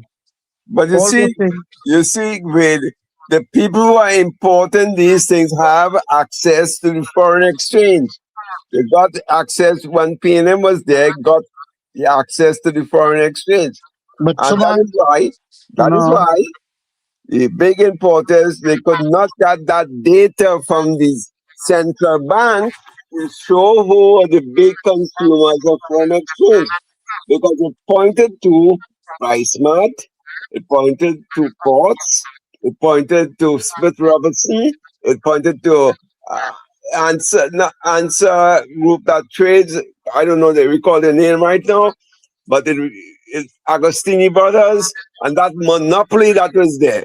That is where the foreign exchange went. but Suman, all that data is sitting with the import under the Minister of Finance. Correct, but he couldn't get it in 6 months' time. It took him to get it. Yeah. Yeah, No, but that's besides the point. What we need to do is that the data is there, is what decisions to be made, and we have to make some very stringent decisions. quickly. Yeah, just put a set of these items now, and you give protection to the local producers, and give them a space to breathe. Give Yep. them a space to breathe. Mm-hmm. In the meantime, you set up processing plant. I think India has funded agro processing plant, and make the use of that so that we can extend the shelf life of many of these many of these items that we produce, and that doesn't have a But long shelf life. and when they overabundance in supply, Exactly, yeah, exactly. We have to become very selfish if we have to survive in this, what I would call it, the new world.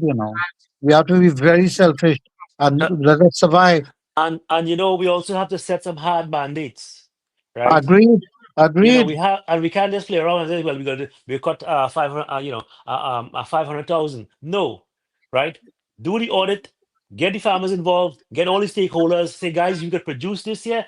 Okay, let's look at a soft target, right? First time around, let's see if we could offset it by 20%, right? Next year Right. we try to we learn from the mistakes. We'll try to offset it by 40%, right? That is correct. So That is so correct. so we need to start somewhere, start the mandates, and start the conversation also.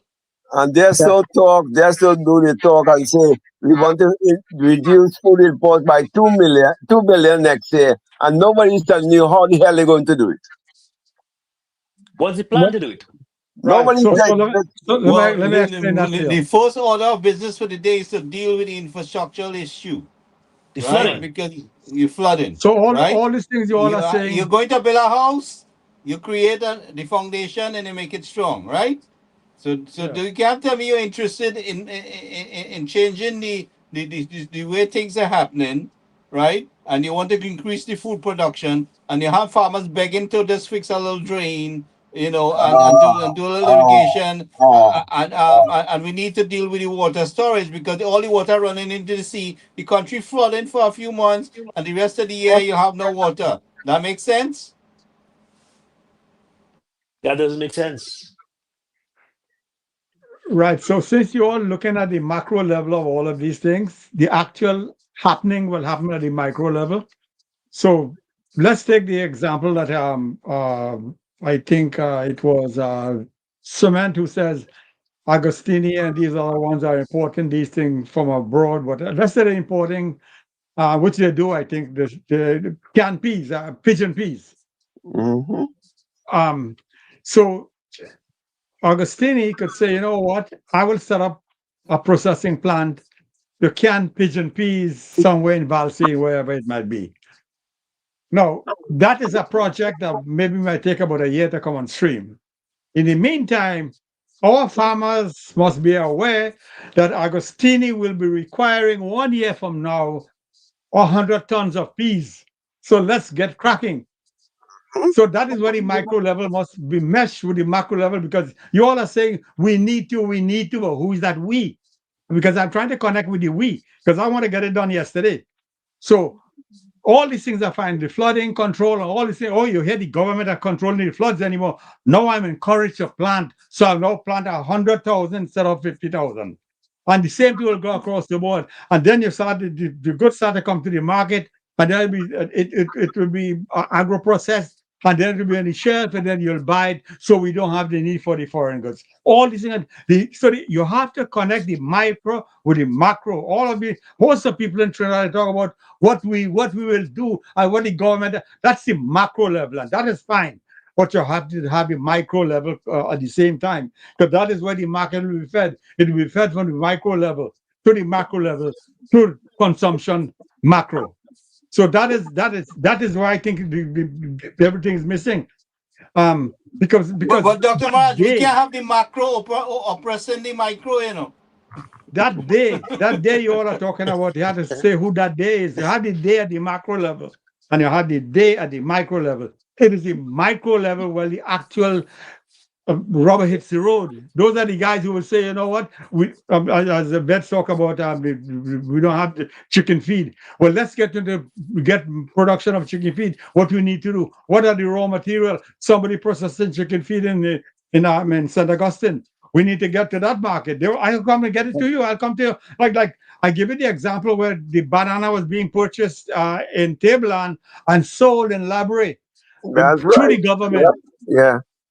Yeah. Through the government. They buy the banana from Tableland at 35 cents a pound and sell it in Labouré 25 cents a pound. And the government absorbed the 10%. So the farmers happy there. They purchase the consumers happy, and the government absorb until at such time where they could say, you know what, the market could hold on its own. Government should pull out. Whenever the market could manage on their own, they should pull out and go to something else. And So that if is it's the day and strategy, day and day and day, we will never but get it done. No. what we need government to do is what government The responsible to government do can do in nothing. dealing with the First of all, they're infrastructure. very inefficient. Government is No. And inefficient. that is the Government need key to set up the critical infrastructure underlying so they can Oh, problem. get it going. no, I beg government needs to create the enabling environment for the people That's to right. take it forward. That's part of the macro I talk about. Yes. And Just that the is enabling environment, just the make sure there's no flooding, access roads. The last Correct. minute, take charge of those things. We, the Correct. farmers, will do the rest on our own. That's right. That's and right. those are the key critical underlying problems that will Right. disrupt everything, But right? who So we is have listening? The big question mark is who is listening? And when we well, answer that Suman, question, we are having conversations with the farmers, right? uh, And we are having conversation with the farmers. I am scheduled to make a site visit there once we get on the ground, and yeah, I'll put that in a report, and that will be sent to everybody, right? So at least we did our homework, and we tried to address the problem because Go ahead, Dr. the Marge. the farmers that we spoke to, right? They represent about 110 farmers in the area, wow. and there's the key underlying, the main underlying problem there is flooding. For generations, they've had to deal with the same problem. Now there's an issue of illegal quarrying, a lot of I'm not silt. hearing anybody. You guys, Gary, we Yeah, hear you loud and clear. who's speaking? I'm losing the voice. I'm not hearing can anything. it can It's you me. Yeah, speaking? Okay, I wasn't yeah. hearing it. So Okay. the flooding problem is critical. The predial larceny is also very important, right? Because there's a lot of loss through theft and stuff. And then also the infrastructure. We need to develop these agricultural roads, the bridges and stuff where these people have to Access roads, traverse yeah. and transport their goods and create the good infrastructure, the market and stuff where they have to go and sell it. But basically, the basic problem here that could disrupt the whole chain is the flooding. That is very, very critical. And with climate change is not getting better anytime soon. We are going to be challenged. In the next 10 years, I can't even predict what we're going to be dealing with. Right? 1,000-year storm, 100-year storm, these things are going to be very frequent. So I think Ken and everyone, I don't think we don't have a solution. I think there have been several studies on different aspects of agriculture, including cocoa, sugar, rice, etc. It's a question now of pulling out all those studies and designing a plan for self-sufficiency of food within the next 5 years. And I think government, via the Ministry of Agriculture, via the other ministries, pertinent ministries, is to come up with a concrete plan because we're already running into soon the second year will start for the government. And Sumanta has always mentioned, I think you all have always mentioned, that by the time you open your eyes, 5 years are done and nothing yes, has been done. Exactly. Correct. Exactly. Mhm. we have 3 years. Yeah. And let's say this crop time passes. You can't Mhm. plant body and this thing in the rainy season, everything dead. So that's forget this year gone. Now you only have 2 years after that. Think about it. Think of the short-term crops, which you can plant in the dry season and you cannot plant in the rainy season. So you have to factor these things into it as well. So Ved, right now we are looking at next year and the following year, not this year anymore. We have missed the boat and this year already. yeah. Yeah. Ved, one thing, Sumar, one thing I want to mention here. Right. Ved, I think we Yeah. also need the government participation and help with promoting local, right? I think that is important. We promote our local farmers, and there's also buy local, promote local, Yeah, well, I Right. Well, local believe, well, stuff. we have a lot of how to say red tape issues to deal with within the Ministry of Agriculture between the banks and the farmers. We have to flush out all those the hurdles that creates problems and frustrate the farmer and these hurdles that they have to jump through and roundabouts, and we want to kind of flush those issues. So we have to be able to recognize those issues and get some feedback. Avid, can you do some consultation with some farmers on the ground? Well, I'm not a professional farmer, but I'll No, be no, no. delighted. As a self, how to Yeah, say, yeah. ordinary gentlemen planting some stuff on the ground there, but we'd like to get a group of farmers just to get some feedback on them, from No, them. I'll be delighted to talk to them. Within Um, your community, if we can get something like that, no, within your well, region.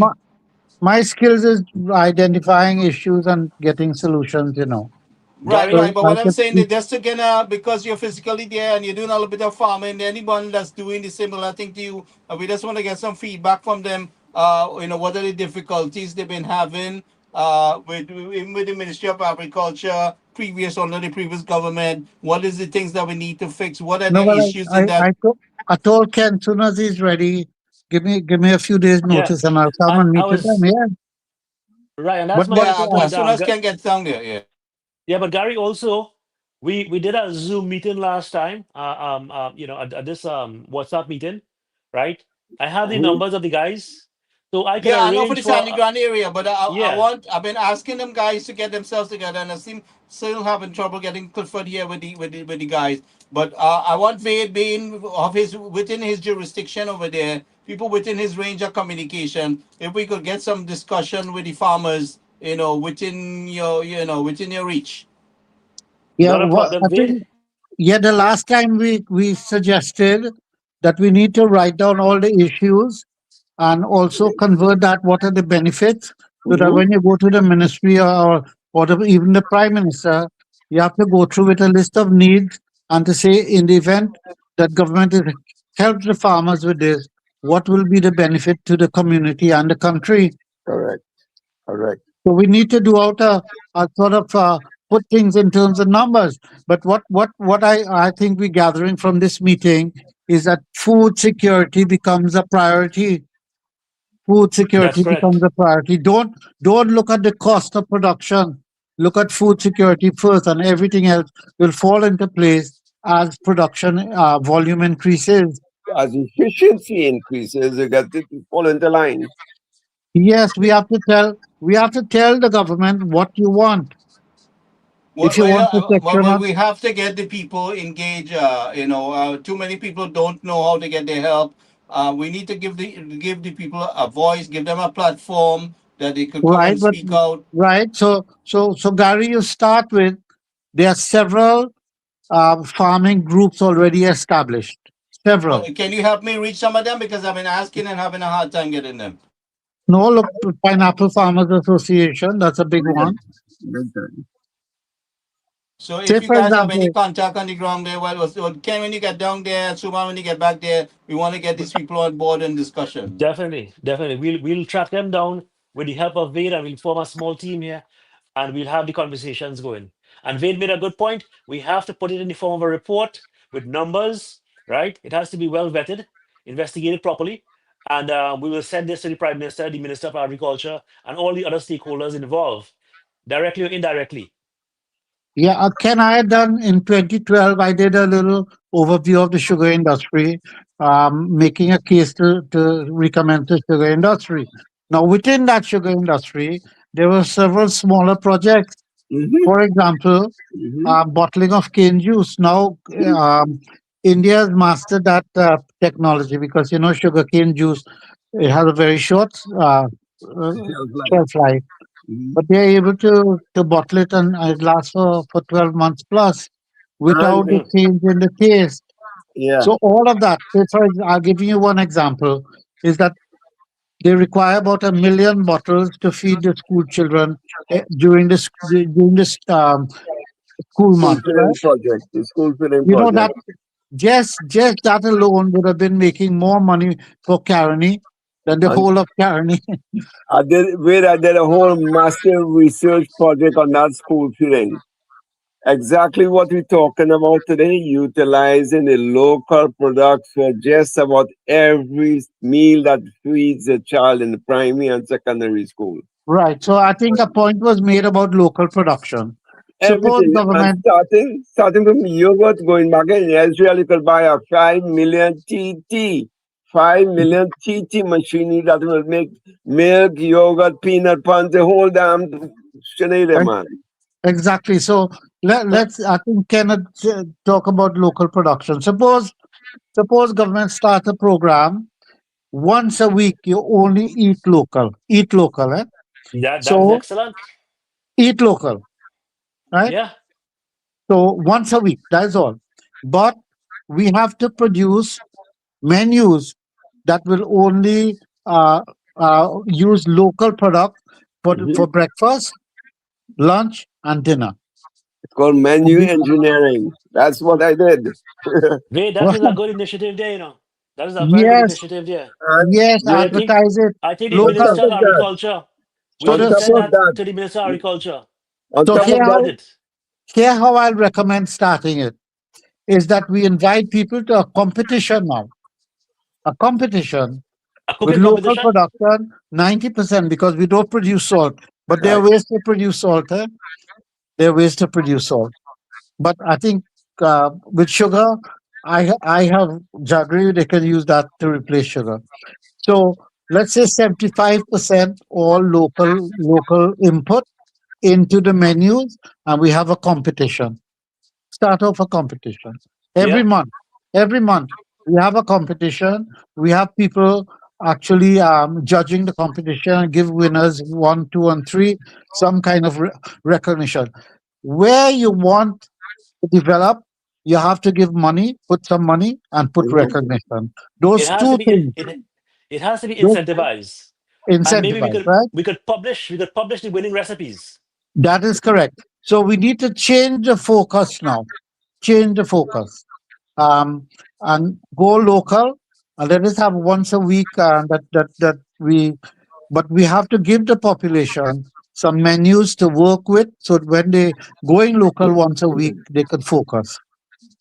Whether it's seasoned cassava chips, you fry yuca chips. Because look Yes, at the cassava here. They make cassava fries. And it's Yes, delicious. In fact, I don't buy potato fry. I always order cassava fries. sweet potato fries too. Sweet potato fries. Yeah. Yeah. You know, where I did a big project for them, I saw them in the same factory making all these cherry juice, mango juice, when mango is rotting on the floor. You know, you exactly, can absorb exactly. everything, the orange juice, the peanut punch. It's a multifaceted factory. Low Sorrel, cost, a little cooperative can buy and install that in the community, and get yeah. things going from yogurt, milk, peanut punch, cherry juice, mango juice, orange juice, the whole works, We could But even you know. export sorrel, Uh, process it and yeah, export it. mhm. yeah, that doesn't make And sense, Ken. Ban all those things. Ban it. Ban it. There's no importation of all these things. We No, could no, produce it export it. locally. We could grow it and export it. Exactly, exactly. But let's satisfy the local market and then export after. and Yeah, the yeah, That's certainly. critical thing in all of this is we want to say buy local. Your most important thing is that you're hitting the right target with that. We're hitting the children. That's your target. You're creating that awareness in them from early age.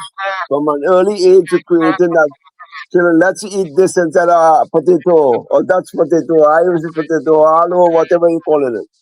Let us use sweet potato instead, or eddos, or cassava, or yam chips, as the but case may be. so Suman, let's put this in an overall strategy. You talk about healthy foods. You're We talking did about it. We you're did talking about it. you're I did talking it. about health in the children, health Mm-hmm. in the adults, health in teenagers. So it has to be wrapped up now in a tasty dish to move forward in that direction. They're going to save money with all this $7 billion we're spending on medicine and the health Now, sector. It doesn't make sense. Where, pe- where people, also the sweeteners, cane sugar is much healthier than this high fructose syrup, right? obviously, Also, if you look at the Coca-Cola, a Mexican Coca-Cola sweetened with cane sugar, that's about $3 in the store, $3 Hmm. or 350, right? And it tastes much better than the regular one sweetened with it high fructose corn syrup. So concept, we have to yeah. look at these things to see how we can now make them healthier, right? Because the population, they will just grab and go and consume. So So we have to you're go ahead, correct. please. So food, if you say food is medicine, and I think we need to really take some hard decisions where we want our society to be. We are Yeah. spending more and more money on drugs. We should be reducing that and spending on preventative medicine. It Yeah, may yeah. have an inverse relationship. We have a we have an Very obesity problem also, right? Yes, yes. Look, I was talking to someone, an American guy, and I said, let me tell you something. When I grew up in Trinidad, right? When you see a person about 300 pounds, that person will stand out, you know. Everybody will stop and say, oh my God, this man's a giant. Look at this guy. Right? right. I'm not discriminating against anything here. No, No, correct. that is typical. That's normal. Yes. Right? And You, what went wrong? Is it the food that we're eating? Or we sitting and watching too much TV and playing video games? Are we not you moving just around? no, Or is the Ken. combination? Let me give you a good idea. You want to see things happen? Just take a walk in the hospital and start to look from doctors, nurses, going back. And I will tell you that more than 70% of the highly professional people, administrators, and are overweight. Almost all the nurses are almost all the For the nurses are last overweight. 30, 40 years, what kind of commercial we been advertised to? What kind of food have we been We only see KFC and Pizza Hut. exposed to? What is the All right. advertisement? What they promoting? Are they promoting Baigan Choka and tomatoes Choka, or they promoting something else? That's too difficult to make, my Gary. Nobody had the time to make that again. You know, we'll buy a KFC on the way back. Well, I hear a lady down south named Auntie Doll. She could make everything. Yeah, she was right about it. She The was Chula right about it. lady. Yeah. Tell me at the moment she next time we come down south. So we Hey, you know, I we saw her understand on that the young YouTube. people that go down my Auntie Doll and train. Yeah, no, And we went to lunch. We went to lunch. You what's know. this woman name again, boy? But again, you know, we seen what's happening. Tomatoes that is could be grown in Trinidad is being imported, so it's creating a competition for the local farmers there. So the things that could be grown in Trinidad should be promoted first, you know, and then we deal with the things that we need to grow that the people want. But the first thing is that the things that can be grown in Trinidad should get the boost and support from the government, and that's the direction we should go in. So we have to ask the hard question. Where are the advisors? Where are the people who are advising the ministers? Where are the technical Well, advisors in the ministry? Suman, if they can't take the advice in private from, we will give it to them publicly right here. You know, Right. what I'm asking, what are they for? What are they doing all these years? They are sitting there. What are they doing? Seeking their own interests. All these advisors and high-paying officials in these every single ministry, what are they doing? All these reports, there are dozens and dozens of reports on the shelves they're gathering dust from consultants and what have you. I know I've been in this ministry, I can tell you. They're just gathering dust. Come 10 years, 20 years later, then they take out the report, dust it out, and throwing this as a new idea. That's all they're doing. But that has been around, but nobody implemented it. And this is the problem we're going to find over and over and over again. But Suman, Gary, you guys, we're going to miss the dry season, you know. I know, I'm telling you. All now they should be busy with land preparation. Man, So we prepare. Let's say we prepare 2,000 acres. 2,000 acres. In the meantime, we have people deciding what to plant. Push come to shove, we plant back trees. that's the best investment. I tell you the truth. Suman came to my estate, I'm no agriculturist, but you know, we could plant trees. If we That's can't plant nothing else, and let the NIB invest in it. Well, can Because we they use will your need estate as assets. a staging ground to invite people and have a discussion? Yes, prepared. I willing to talk. Yeah, I'm willing to talk let's now. organize that. So Suman can, you know, guys, let's organize a staging ground by Vede, and then we will invite people for a discussion. anytime once, you know, not yet. that's sometime it's a little lead time so we could plan our lives around that. You see what we have to do. we have to start doing things immediately. You don't have to have a full plan, but you know you have to prepare land in dry season, prepare it. Correct. Incrementally, Prepare. So incrementally we'll we go did. ahead with doing a consultation. All right, we're gonna invite people for a consultation. People who are professional farmers, welcome. People who are just doing a little planting or whatever they're interested in, we don't want to do a consultation. Yeah, do something, put something in the ground. What don't grow, you replace it with something. I don't know. I'm following UK politics. There's one reform. There are two parties: reform, and then the second one restore. But we should come on with reform and restore the third party. We hold the middle ground. And we're talking about restructure. Restructure. So let's be serious about it. No, Restructure. Yo, I am serious. I just need the collaboration from the ground. That's all. No, but Yes. You can call it the 3 hours. 3 the hours. the yes, we have to do something and Listen, control the financial institution, control our foreign exchange, take control, take control. you see, this farm, you could get farmers to agree, but you need that little push, but that enabling environment from the government to assist. Because, you know, I look, think we could make this, a greater impact as a team. to whom, Gary? To the prime minister, direct, and let her direct her ministry to get cracking on certain things. Well, that'll be great. They could use me as a mouthpiece. I will let the bray on that.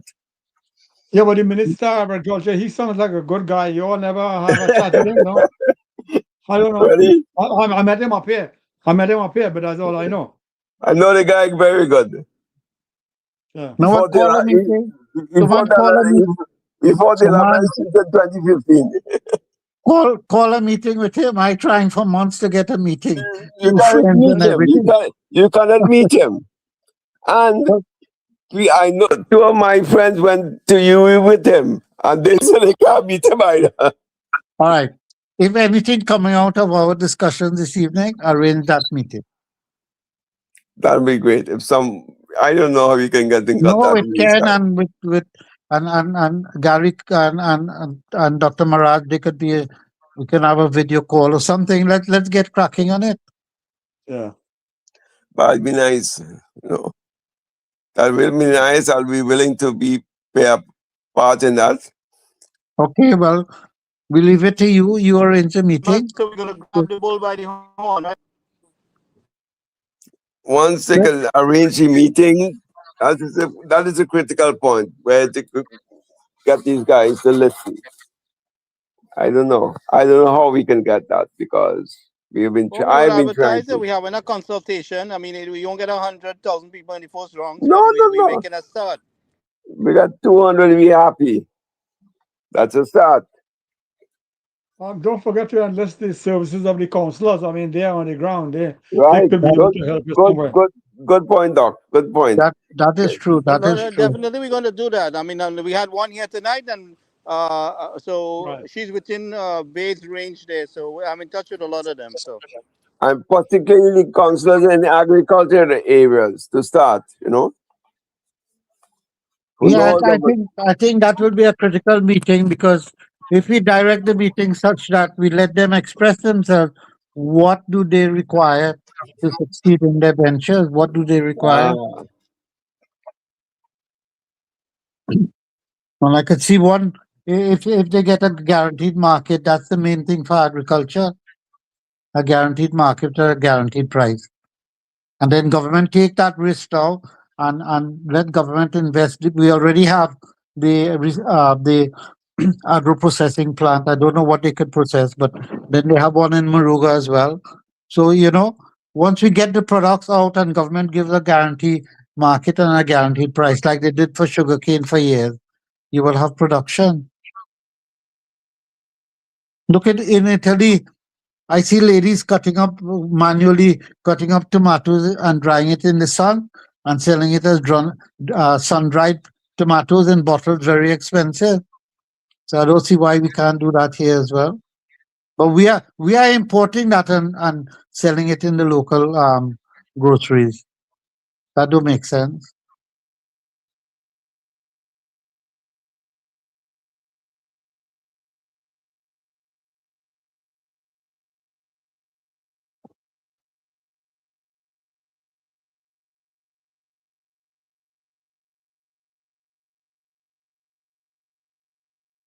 Hello.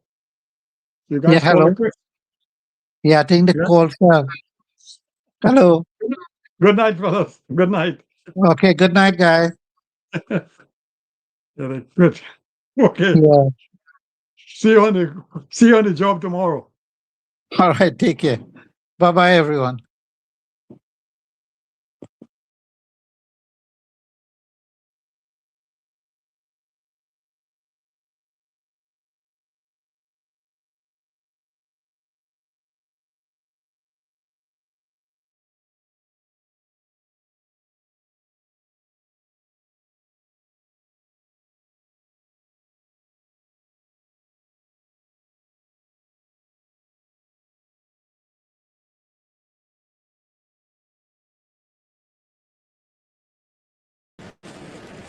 Okay, good night, everybody. Thank you for joining us.